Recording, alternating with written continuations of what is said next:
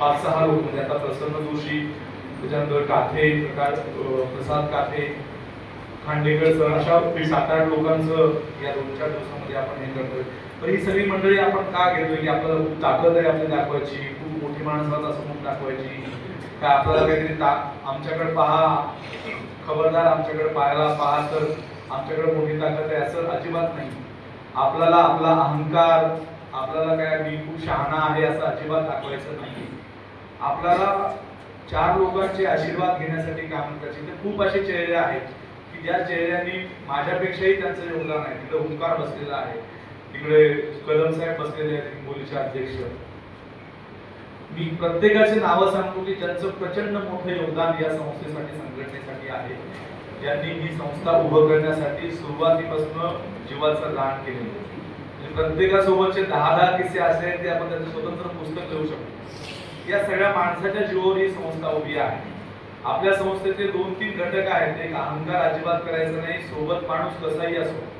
त्याच्यामध्ये 10 गुण असतील, 8 गुण खराब आहेत, 2 गुण चांगले आहेत, ते गुण घेऊन आपण त्या माणसाला सोबत घेऊन जायचं. तो साप्ताहिकाचा आहे, तो टीव्हीचा आहे, तो रेडिओचा आहे, असं न करता तो आपल्या सोबत कसा राहील त्याचा आपण विचार करायचा. परिस्थिती भयंकर वाईट आहे आणि या वाईट परिस्थितीला सामोरं जाण्यासंदर्भामध्ये आपली ही संस्था आहे. म्हणजे एकमेकाला किशोरनी, कारंजेकरनी खूप सांगितलं, मध्ये तो फॅमिली डिस्टर्ब होता. अनेकांनी मला सांगितलं की सर असं काढलं पाहिजे, आपली बदनामी होते. मी म्हणलं नाही, आपला माणूस कितीही चुकला, त्याच्यावर कुठल्याही प्रकारचे कितीही गुन्हे दाखल झाले, आपल्या माणसाला आपण सोडायचं नाही. आपण त्याला सोबत घ्यायचं आणि सोबत घेऊन त्याला प्रत्येक वेळेला संधी द्यायची. माफ करायची भूमिका आपल्यामध्ये इतकी विशाल पद्धतीनं पाहिजे की समोरच्यालाही लाजून काजून का बरं तरी म्हटलं पाहिजे की नाही यार, ही माणसं जीवाला जीव लावतात. आपल्या सगळ्यांचं असंच. माझ्याकडे असे इतके याच्यामध्ये चेहरे आहेत ज्यांनी इतके वेळा चुका केलेल्या आहेत, तरी मी म्हणलं नाही, यांना आपण सोबत घ्यायचं, यांना सोडायचं नाही. आणि आपण कोणाला कधी काढत नाही आणि कोणाला कधी सोडत नाही. आपली भूमिका एकदम स्पष्ट आहे की लोकांचे आशीर्वाद घेण्यासाठी आपल्याला काम करायचंय. पत्रकारितेचं आशीर्वाद घेण्यासाठी आपल्याला काम करायचं. हा केंद्र कॅम्प का आहे तर आपण काहीतरी शिकलं पाहिजे. मुळात आपल्याला काय करायचं हे माहीतच नाही. तर अनेक जण नवीन आता पदाधिकारी आहेत, नवीन जिल्ह्याचा कारभार पाहतात, विभागाचा पाहतात, राज्याचा पाहतात. त्या प्रत्येकाला कळायला पाहिजे की आपली भूमिका नेमकी काय आहे, आपल्याला काय करायचंय, व्हॉइस ऑफ मीडिया काय आहे, त्यांना काय निर्माण करायचंय, काय उभं करायचंय. अरे पांडे साहेब कधी आले. तर या सगळ्या भूमिकेमधनं आपली भूमिका पुढे रेटत आपल्याला चांगुलपणा कसा घडवण्याचा यासाठी केंद्र कॅम्प आहे. म्हणजे तुम्ही किती मोठे आहात, तुम्हाला आता काही जण फोटो काढतात, काहीतरी सेल्फी काढतात. माझ्या तिथं रांगोळी काढली, काही आवश्यकता होती. शहरात इतके बॅनर लावले आहेत की 1-2 आमदारांना वाटेल बाबा आता विजय जोडे इलेक्शनचं उभे राहते ठीक आहे. म्हणजे काही त्याची आवश्यकता नाहीये. आपल्याला कोणाला दाखवायचं की मी किती शहाणा आहे, माझी किती ताकद आहे, काही गरज नाहीये. तुमच्या मनाचा, हृदयातला कप्पा इतका विशाल स्वरूपाचा पाहिजे की आतल्या माणसाने म्हणलं पाहिजे की नाही चालत तुझ्या सगळा मोठा माणूस कोणी नाही. ताकद आपल्या मनामध्ये आहे. कोणाला दाखवायची, कोणाला देखावा करायची गरज नाही.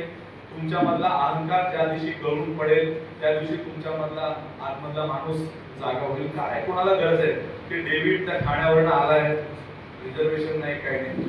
किती माणसं अशी इथं आहेत, मी प्रत्येकाची नावं घेऊन सांगू शकतो की ज्यांना रिझर्वेशन नव्हतं पण ते लटकून आलेले आहेत. मला केंद्र कॅम्पमध्ये सहभागी व्हायचंय, मला विजय चोरडे यांचा सन्मान करायचा आहे, मला संजय काळेला भेटायचंय. इतकी प्रचंड प्रेम करणारी माणसं आहेत. बघा, महाभारत 5 माणसांनी सक्सेसपणे घडवलं होतं. रामायणामध्ये 2च नर होते. आपल्याकडे तर इतकी सगळे आहेत. आपण महाभारत पण करू शकतो आणि रामायण करू शकतो, पण ते लोकांसाठी करायचं. माझी आपल्या सगळ्यांना विनंती आहे की आपल्यामधला असलेला कुठेतरी पुसटचा अहंकारी चेहरा सोडून द्या आणि एका प्रेममय भावनेने या सगळ्या चळवळीमध्ये सहभागी व्हा. मी अनिल मस्के पासून सुरुवात करतो. खरं तर मला कोणाचं कौतुक करायला आवडत नाही. माझं कोणी कौतुक केलं तर मला वाटत की बाबा गोळ्या घातल्या पाहिजे, आपण कशाला आपलं कौतुक करतो, काय गरज नाही. अनिल मस्के पासून मी सुरुवात करतो. अनिल मस्के बुलढाण्याचे अध्यक्ष होते, विभागाचे झाले, राज्याचे झाले आणि देशाचे झाले. मला त्यांचा एक गुणधर्म भयंकर आवडतो. त्यांना आपण सांगितलं ना की मला आता ही गोष्ट करून हवी आहे, तर ते त्यांना किती वाईट वाटते मला माहित नाही, पण ती गोष्ट मला ती करू नये. हा चांगला गुणधर्म आहे. म्हणजे मला माझं पोरगं पण माझं ऐकत नाही, घरचं कोणी ऐकायचं, बायको ऐकायचा संबंध नाही, कारण महिना महिना घरीच नसतो. आपल्याला कुठल्याही आधीमध्ये कुठलंही घेतलं जात नाही, तो काही प्रश्न नाही. पण अनिल मस्के सारखा पुण्यनगरीला संपादक आहे, घरचे पाटील, काही टेन्शन नाही, काही अडचण नाही, काही विषय नाही. काल त्याच्या फॉर्च्युनर गाडीचा अपघात झाला, गाडी तसा डब्बा होऊन गेला, गाड्याच्या चेहऱ्यावर तस की मस नाही, काही टेन्शन नाही. त्याची एक गोष्ट मला आवडते की ती कोणती गोष्ट सांगितली की नाही म्हणत नाही. आता इंग्लिशचा भयंकर प्रॉब्लेम, राष्ट्राचे अध्यक्ष आणि ते साऊथवाले सगळे इंग्लिश बोलायला लागले. त्यांना म्हणलं फक्त मुंडी हलवत राहायची, फक्त मुंडी हलवायची. मी सांगतो मस्के पाटलांनी ते मुंडी हलवत अख्ख्या देशाचं अधिवेशन चालू काही टेन्शन नाही सगळीकडे. आणि हिंदी तर ती बुलढाणी हिंदी, हिंदी अशी खतरनाक की बस तुमने क्या किया और मैंने क्या किया, हमरो को आता है तुमरो को भी आता है. आता काल माणसाच्या आत्मविश्वासाला दाद दिली पाहिजे. म्हणजे काल त्यांना मी सांगितलं की टीआरपी बंद झाला, टीआरपी आता जो आहे तो टीआरपी कायमस्वरूपी बंदच ठेवावी अशी आम्ही पंतप्रधानांकडे मागणी केली. आता ते मागणी केल्यानंतर ते साऊथचे केरळचे सगळेजण म्हणले की साहेब हिंदी में बाईट भेज दो, आम्हाला सगळीकडे चालवायचं आहे, हिंदीमध्ये तुमचा बाईट पाठवा. तर मी हिंदी चांगलं बोलतो कारण पिक्चर खूप बोलतो, आपण एक पिक्चर सोडत नाही हिंदीमध्ये, त्याच्यामुळे आपली हिंदी खतरनाक. आता प्रश्न आला मस्के पाटलांचा की राष्ट्रीय अध्यक्ष का मी बाईट मागणी चाहिए.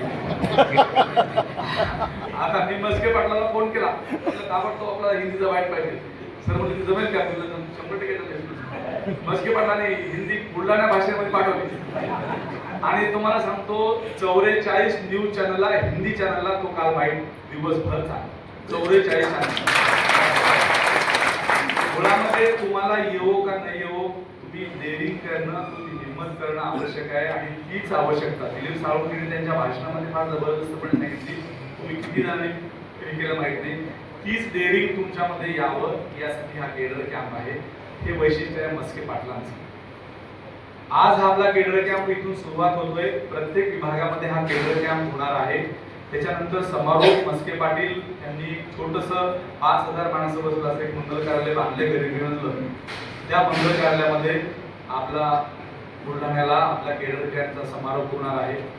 मस्के पाटलांचं नियोजन, त्यांची सगळी ध्येय तयारी त्यांनी सुरू केली आहे. साधारणतः सप्टेंबरच्या शेवटच्या आठवड्यामध्ये ते होईल. मला असं वाटतं सर्वात शेवटी आपलं उत्तर महाराष्ट्राचं आहे साळुंखे सर, ते झाले की आपलं तिकडे होईल. विदर्भाची तारीख सांगितली, जोशीला मराठवाड्याची तारीख तुम्ही सांगितली का? 30 ऑगस्ट मराठवाड्याची. पश्चिम महाराष्ट्राची कधी तारीख आहे? 30 ऑगस्ट. ठीक आहे, काय प्रॉब्लेम नाही.